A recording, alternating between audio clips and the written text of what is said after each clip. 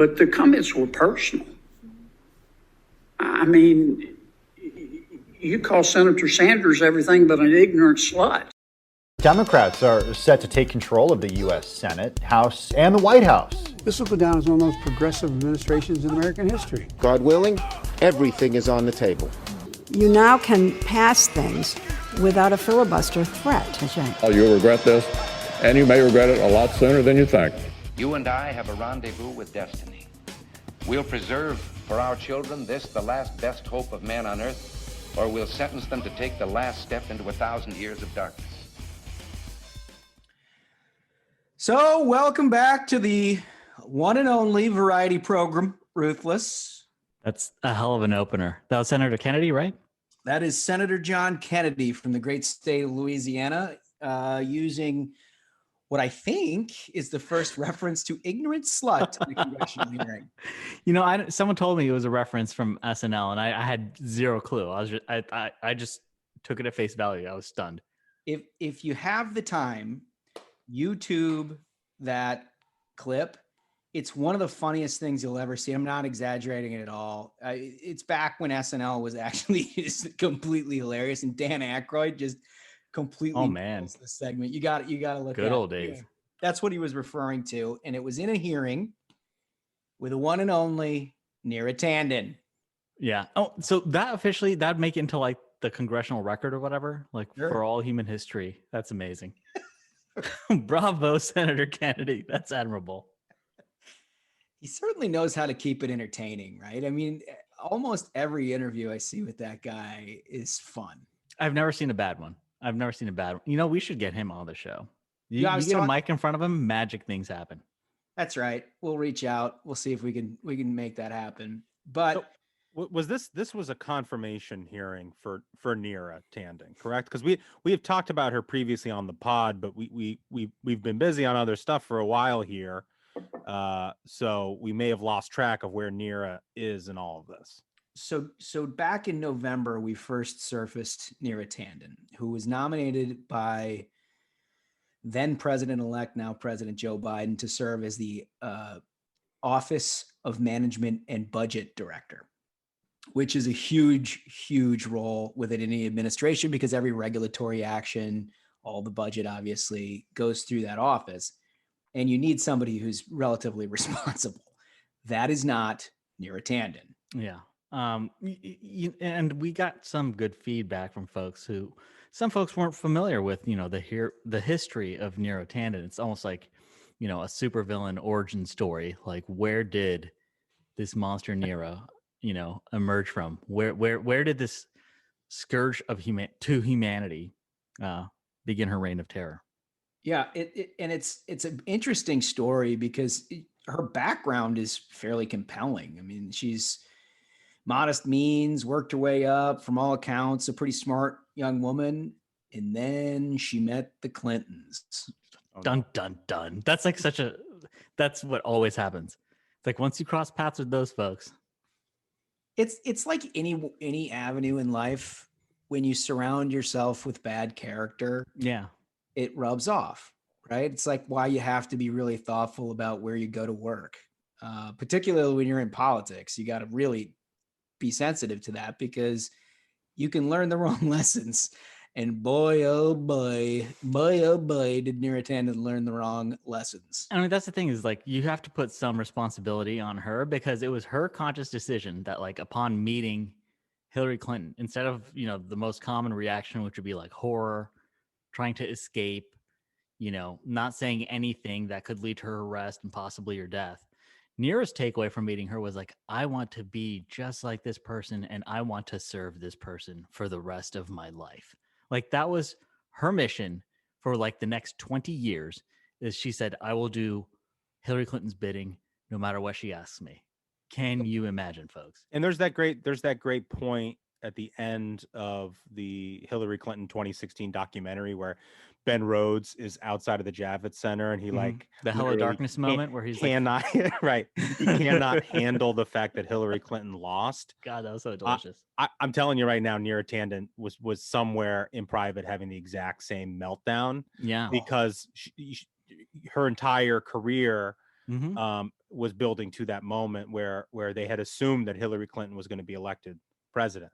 Her entire life was like, I'm serving Hillary, I'm doing the devil's bidding, because someday I will be White House chief of staff when Hillary is president. That was her only goal in life, and that just like crumbled. Totally crumbled. And like what we're talking about is somebody who basically operated personally and professionally as amorally and as sort of unideological in a lot of ways, just partisan, right? Mm-hmm. All she did is pick up the cause of whatever would forward the Clintons throughout, 20 years of working for them. If that meant attacking progressives, well, there was Neera attacking progressives. If it meant calling Republicans every name in the book, absolutely no problem to do that. If it also meant, by the way, standing up organizations that tried to malign conservative organizations, undermine them, and basically take them out on behalf of. Well, so like you're saying there, Holmes, there's one thing, a bit of news here on the Neera Tanden front recently, is that the U.S. Chamber of Commerce decided to support her nomination. You heard that correctly. The U.S. Chamber of Commerce, ostensibly an organization that cares about the interests of free enterprise and business, is supporting a liberal Democrat conspiracy theorist and hatchet man to be the director of the Office of Management and Budget. And the reason why it's really interesting is because Neera and Cap helped fund an organization called Public Citizen, which set up a smear campaign against the U.S. Chamber of Commerce. The very organization. I mean, that's pathetic. It is now going to support her nomination. Pathetic. I mean, the backstory in that's sort of interesting. So the U.S. Chamber was a force back in the day in the early part of the Obama administration, and they raised and spent like hundreds of millions of dollars against things like Obamacare and sort of the excesses of the Obama administration. As a result of that, old Neera got put on the case. Right? You gotta take out conservatives because they're opposing the agenda. So she comes up. And this starts with Cap, honestly. It morphed into a project that Public Citizen ran with Cap money. But it started with her alleging that the U.S. Chamber was opposing the Obama agenda with foreign money. Amazing. Which is so fascinating because the last 4 years, she spent accusing Trump of being beholden to Russia. Right? Everything is about somebody else's foreign money. And guess who's the one that's taking the foreign money? Cap and Neera. Yeah, that's the thing. I mean, this is part of the Clinton corruption, folks. It is. Like she may have come from humble means, but once you get used to that, like grift cash, oh man. Amoral is the key thing that you have to remember. And like for those of us who spent quite a bit of time around her in green rooms and cable news shows, she's just an absolute. I don't even know how can I explain this in a way that's not terminally offensive. She's not very nice to be around. Let's just put it that way. That's fair. One thing I also wanted to bring some attention to is people are like, well, how can you claim that she's a horrible human being? Which I think is a very fair claim. And my exhibit I would like to present, to the court is an article from BuzzFeed News on April 25th, 2018. It says, the Center for American Progress staff was shocked after Neera Tanden named the anonymous harassment victim in an all-staff meeting. It says the meeting comes after BuzzFeed News reported on allegations of sexual harassment and retaliation against those who reported it at the progressive organization. Quote, people audibly gasped when she did that. That is such a Hillary Clinton, revenge move. That is such a, that's the thing.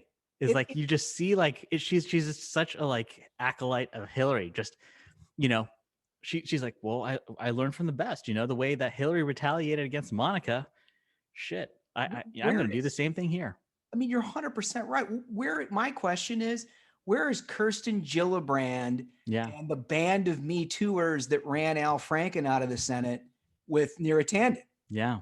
I mean, what she's being accused of here is 100 times worse. That is serious. Is when someone has already come forth with those allegations as the head of that organization, not only were there instances of retaliation, but then to just publicly out that individual. That's serious. That's wild. And now, I mean, that's absolutely, there are a few things management could do worse than that, Yeah, I don't know what that is. and they're going to have her run the office of management.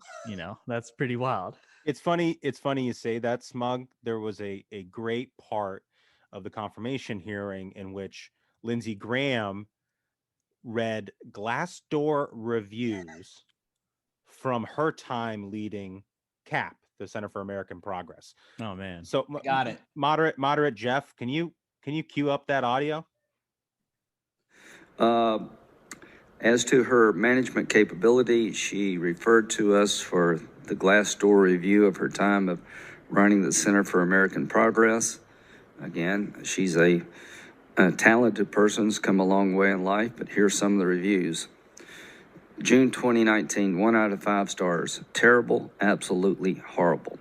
October 2016, cool work, but absurd management. Disapproves of CEO. April 2016, influential organization, poorly managed. September 2012, 2 out of 5 stars, bad management. February 13th, 2 out of 5 stars, great experience, terrible management. 2 out of 5 stars, April 2017, disapproves of CEO, doesn't recommend, what a mess.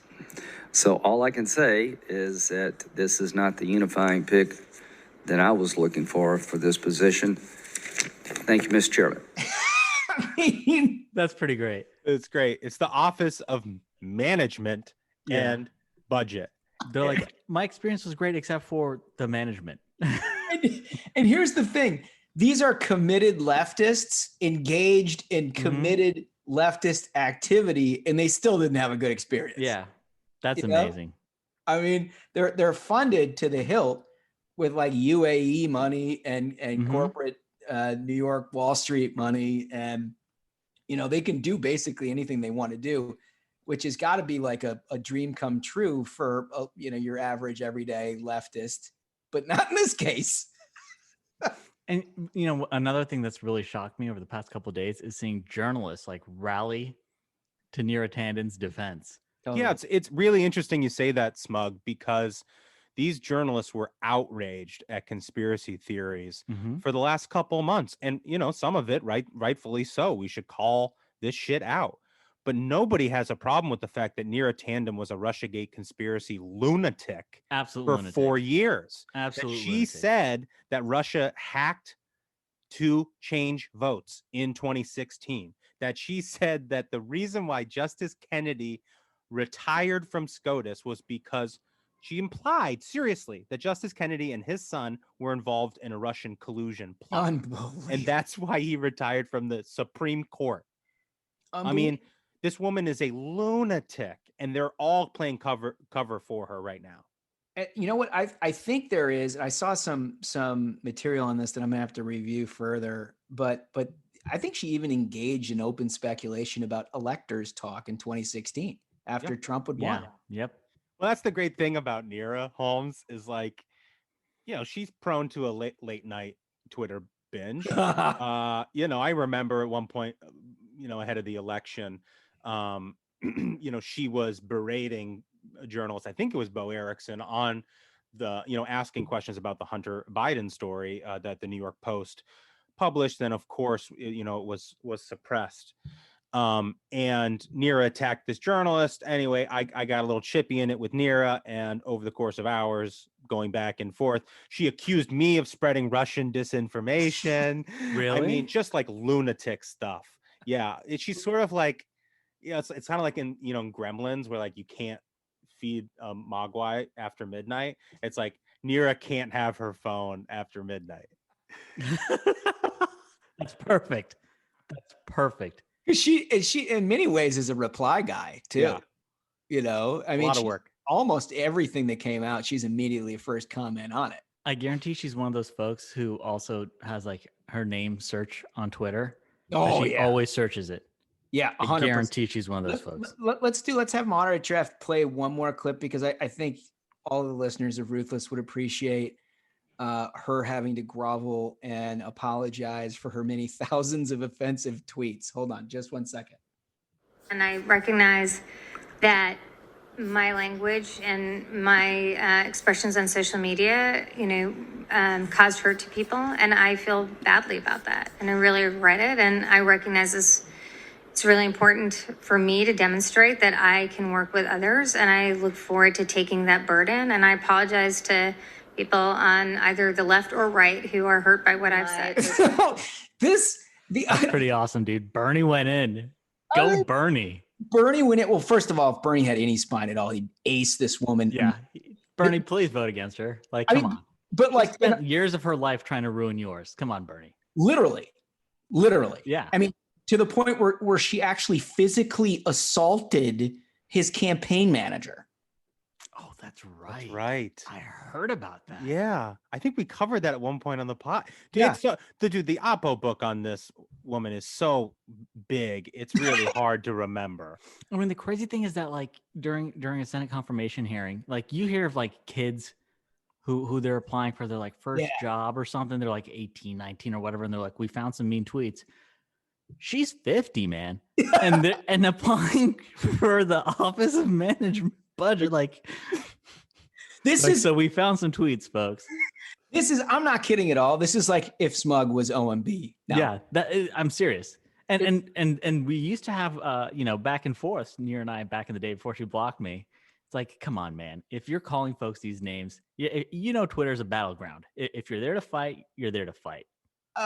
It's great though to see this sort of groveling, in light of what President Trump had to put up with for 4 years from these people, to have someone like Neera Tanden have to sit there and admit all the stuff she has to admit. Now there's one more tweet I want to read, which is from this is Senator Pat Toomey asked Neera Tanden, citing her tweets about Russian meddling, if she thinks Trump was legitimately elected.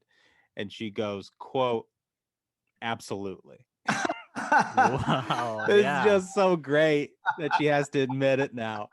Amazing. After calling him a Russian asset, calling, the Senate Majority Leader Moscow Mitch, she has to do a heel turn to all the people she lied to for 4 years. That's another Clinton world lesson is like, deny, lie, do what it takes to get what you want.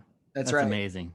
And this is actually the real first casualty of losing the Senate majority, because she was cooked. There wasn't a single Republican who was anywhere interested in confirming this lady. And it looks to me like she's going to get 51 votes with Kamala Harris and actually become OMB director, which is like, I can't begin to express how outrageous that is. I mean, look, we all oppose nominees that we disagree with, and there are plenty of those. This is a different category. Yeah, I mean, the level of incompetence that she's displayed when put in a management position, like the stories from Cap, the Glassdoor reviews from Cap, it's just like completely insane. I can't wait. I can't wait for the buyer's remorse from folks over at the U.S. Chamber of Commerce when old Neera's writing the federal rulemaking, on regulations that are going to drive up compliance costs for everybody over there at the chamber, and then, or like $15 minimum wage and all this sort. There's going to be a lot of stuff over there. They're going to be sad they supported really quickly. You don't want to get me started on all that. We got to get to topic 2. I would have a full show on topic 2 is an amazing development that happened. Literally all of this within the last 24 hours. The owner of the Dallas Mavericks, well-known host of the Shark Tank on ABC, Mark Cuban, decided that his Dallas Mavericks would not play the national anthem before their games. Now, in addition to making that announcement, he'd announced that, they haven't played it in 13 home games, that they, just didn't do it. And he'd consulted with the NBA commissioner, Adam Silver, and they both thought it was appropriate. And, given the fact that there's no fans in the stands, like who would know the difference? That's pretty wild, man. Just like on principle, I'm just stunned by this. Stunned. It's incredible. It's incredible. Especially after like what all we've been through with like the NBA over the past year. Like they kicked those kids out for, fight. They had that sign. You remember that where they're like fight for freedom, fight for Hong Kong? And the NBA kicked those kids out of the game Right. And now they won't play the national anthem. Anyway, today Jen Psaki from the White House podium is asked by Peter Doocy of Fox News about this. Let me play the clip now. What does President Biden think about the Dallas Mavericks owner, Mark Cuban, deciding to indefinitely stop playing the national anthem before his National Basketball Association games? Well, I haven't spoken with the president about the decision by Mark Cuban on the Dallas Mavericks, I should say the national anthem, but I know he's incredibly proud to be an American and has great respect for the anthem and all that it represents, especially for our men and women serving in uniform around the world. He'd also say that, of course, that part of pride in our country means recognizing moments where we as a country haven't lived up to our highest ideals, which is often and at times what people are speaking to when they take action at sporting events. And it means respecting the right of people granted to them in the Constitution to peacefully protest. That's why he ran for president in the first place. And that's what he's focused on doing every day. So I mean, just hold on. Was she taking a knee while she was saying that? Amazing. It would have been better if she had just said, "I'll circle back," because that was ridiculous. Dude, so he's an American who respects the anthem. Oh, that's good. He's president of the fucking United States. That's pretty important. That's kind of I don't know. That's kind of a jumping off point when you're running for president of the United States. But more importantly, he also respects all the things that we're bad at, and implying, in my view, that it's perfectly appropriate not to play the national anthem, right? So this is a quick moving thing. The White House is now, I mean, there's nothing more jarring, by the way, than the difference between the Trump White House and how they handle that question and the Biden White House and how they handled that question. And like the fact that you couldn't clearly answer it is just like, it blows my mind. But so a shout out to Doocy, man. He's been just crushing it. Guy's a good reporter. Questions. Great reporter. Guy's a good reporter. So what makes this even more humiliating for the Biden White House is that Adam Silver, whose name was invoked at the beginning of this by Mark Cuban as somebody who's sort of like signed off on this, issues a statement where he says, no. Every team in the NBA is going to be playing the national anthem. Owned. They should have to play it 13 times in a row to make up for not playing it. That's great. While the game is going on, like the entire, first quarter is just anthem. That would rule. You have to sit. That's my demand.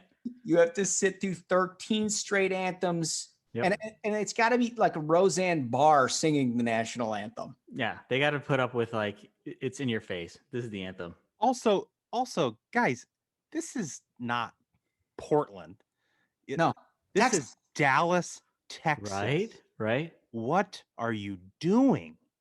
I don't know. And the thing is that like Mark Cuban, for whatever you think about him, doesn't seem like the kind of woke dude to me who implements this. Like, I can only imagine what happened was like somebody just gave him really super bad advice. And he was like, I don't know, we've done it 13 times and nobody's noticed. So like, I don't know, it must be cool.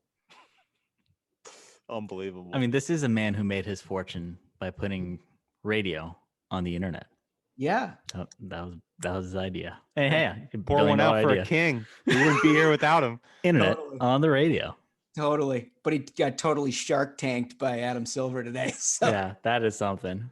Like, nope, you're playing it. Listen, one thing that we got to get to here at the end is to describe what we're doing. I know a lot of people are watching the impeachment proceedings this week. The reason that we're not touching on this in Tuesday's show or today's show is because we're going to do a special Friday